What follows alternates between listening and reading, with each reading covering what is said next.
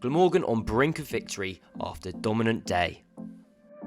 Glamorgan started day 3 just 15 runs behind opponents Leicestershire and with 5 wickets still in hand after Sam Northeast and Kieran Carlson's fine innings the day before. But it would be their teammates Chris Cook and Andy Gorvin who were resuming overnight, unbeaten on 22 and 23 respectively at Sophia Gardens, Cardiff. However, Gorvin would fall in the second over of the day to Buren Hendricks, the second new ball nipping back to strike him in front. That wicket brought Australia's Michael Neser to the crease, and he and wicketkeeper Cook would take their side past Leicestershire's total of 320 and on to 350, as the 7th wicket pair added 60 and counting. Chris Cook would bring up his half-century with a boundary off the bowling of Callum Parkinson, his 3rd of the season, but the very next ball he was out, as Parkinson produced a beauty to rip one past his outside edge. Glamorgan 376 for 7. A James Whale 6 would be the last excitement of the morning session, with lunch taken at 389 for 7 after the home side had added 84 runs for the loss of just 2 wickets at the start of day 3. Neser unbeaten on 25 and Whale on 10. After the break, and Leicestershire would strike twice off the bowling of Fionn Mulder, first getting Neser to edge to slip before he trapped Harris LBW for just 1.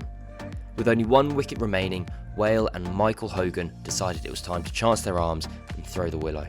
The two added 29 for the final wicket before Whale had found Hassan Azad on the boundary rope to bring the innings to a close on 437.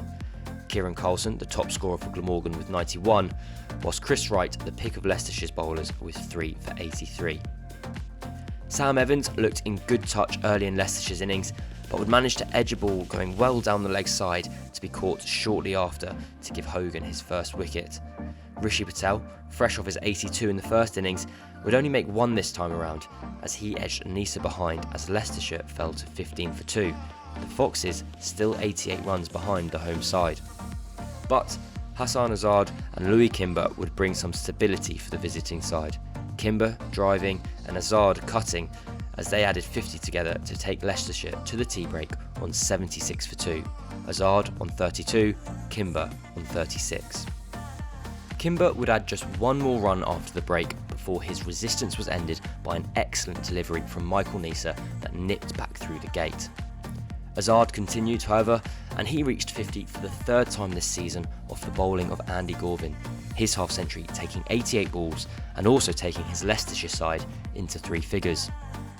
Azad would lose another partner though, as Mulder was caught behind off the bowling of Lloyd for just 6, the Foxes now 106 for 4 and still trailing hosts Glamorgan. And bad turned to worse for the visitors as Azad was well caught at slip by Marnus Labuschagne for 58.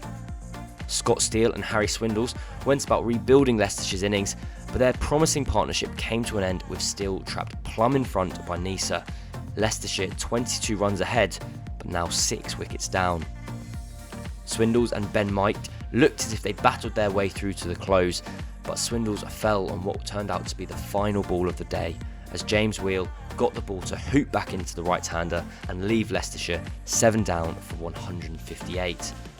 The result is that Glamorgan are well on top going into the final day, with only a miraculous recovery from Leicestershire preventing them from claiming victory.